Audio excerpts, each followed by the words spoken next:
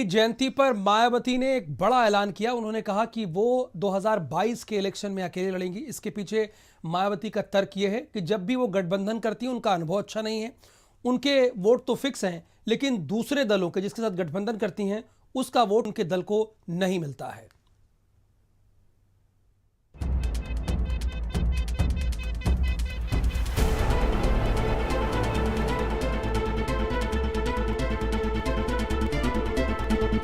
सोमवार को बीएसपी के संस्थापक कांशीराम की 27वीं जयंती के मौके पर बीएसपी कार्यकर्ताओं में जोश और उत्साह देखने को मिला।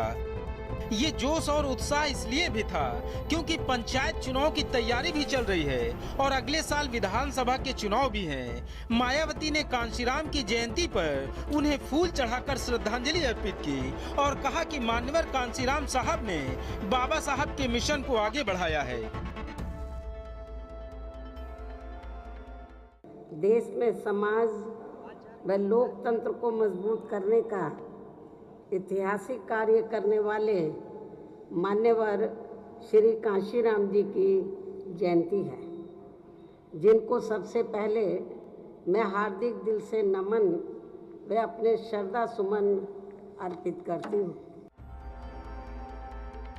कांशीराम की जयंती के मौके पर मायावती ने आने वाले विधानसभा चुनाव को लेकर बहुत बड़ा ऐलान कर दिया है।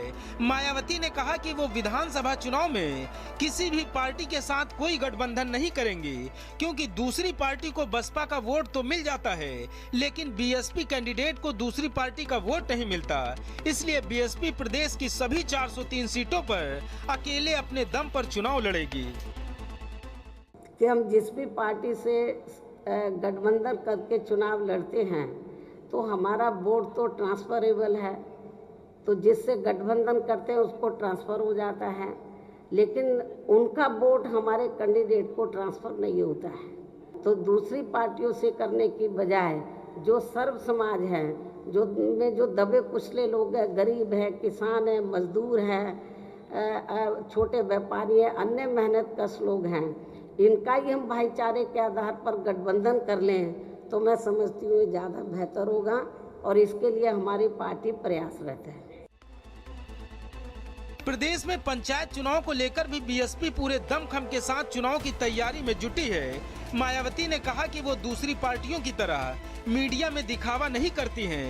अंदर ही अंदर बीएसपी के कार्यकर्ता जी जान से जुटे हैं और आने वाले दिनों में चुनाव के बाद इसका रिजल्ट भी देखने को मिलेगा।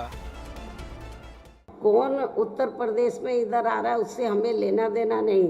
उत्तर प्रदेश में बीएसपी अकेले अपने बलबूते पर यूपी में 403 विधानसभा की सीटें हैं, सभी सीटों पर अकेले अपने बलबूते पर चुनाव लड़ेगी, किसी के लिए भी एक सीट नहीं छोड़ेगी और किसी भी प्रकार को कोई गठबंधन नहीं करेगी। जो लोकल बॉडीज़ के चुनाव यूपी में होने वाले हैं पंचायतों के, हमारी पार्टी पूरी दमदारी के साथ, तैयारी के साथ ये चुनाव लड़ेगी और मुझे पूरा भरोसा है कि हम लोग दूसरी पार्टियों की तरह ज़्यादा फूफा नहीं करते हैं, ज़्यादा ना धरना प्रदर्शन के चक्कर में पड़ते हैं और ना हम ज़्यादा मीडिया में अपनी रणनीति का खुलासा करते हैं। हम लोग अंदर अंदर लगे हैं और हम अच्छा रिजल्ट दिखाने का पूरा प्रयास करेंगे।